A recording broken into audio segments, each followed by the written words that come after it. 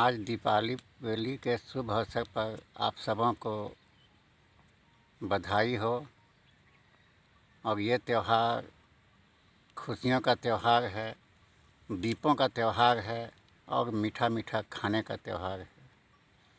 आज के त्यौहार का इतिहास हम सभी जान रहे हैं कि भगवान श्री राम आज के ही दिन रावण को पराजित कर और अयोध्या में आगमन होने की बात थी, तो अयोध्यावासी पूरा नगर का सफाई कर और दिए जलाकर श्री राम का स्वागत किया गया था।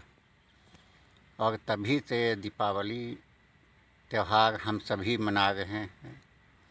और मात्र भारत में ही नहीं, अन्य कई देशों में भी दीपावली का त्यौहार धूमधाम से लोग मनाते हैं।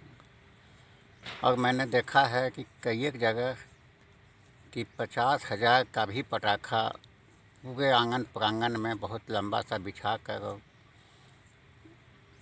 माचिस मार देते हैं और घंटों भर जलता रहता है। तो जब राम जी वापस आए तो आज आइए हम राम के चरित्र पर भी थोड़ी सी निगाह डालें, क्योंकि राम का जीवन जो है मर्यादा पुरुषोत्तम का रहा है।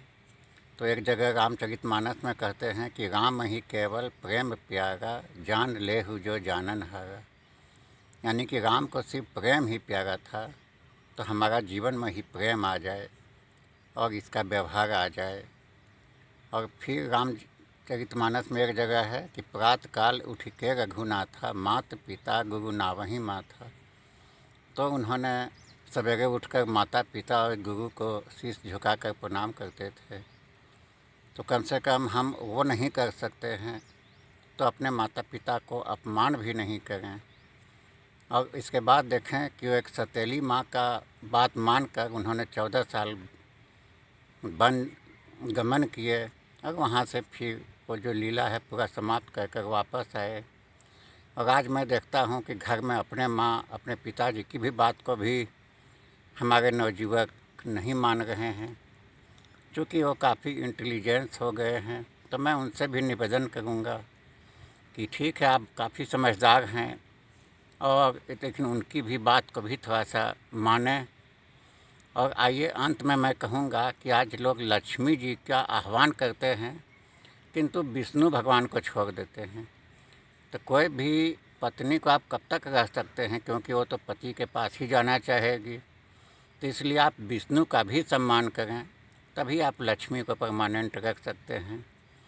इसके लिए जैसा कि विष्णु का आदेश भी है कि हमें मर्यादा में रहकर और लक्ष्मी का सम्मान करना है, और साथ साथ प्रेम, करुणा, दया, ये जो मानवीय गुण हैं वो हम में आ जाए, तभी हमारा दीपावली मनाना सफल हो जाएगा। और एक जगह यह भी वर्णन है कि जिस घर में पति पत्नी में झगड़े होते हैं वहाँ से लक्ष्मी चली जाती है। इसलिए हम ये भी प्रयास करें कि हम एक दूसरे को सम्मान करते हुए और यह जीवन रूपी यात्रा को संपन्न करते चले जाएं।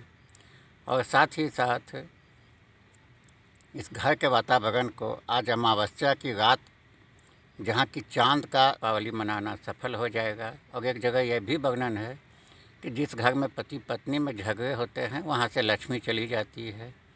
इसलिए हम ये भी प्रयास करें कि हम एक दूसरे को सम्मान करते हुए और यह जीवन रूपी यात्रा को संपन्न करते चले जाएं।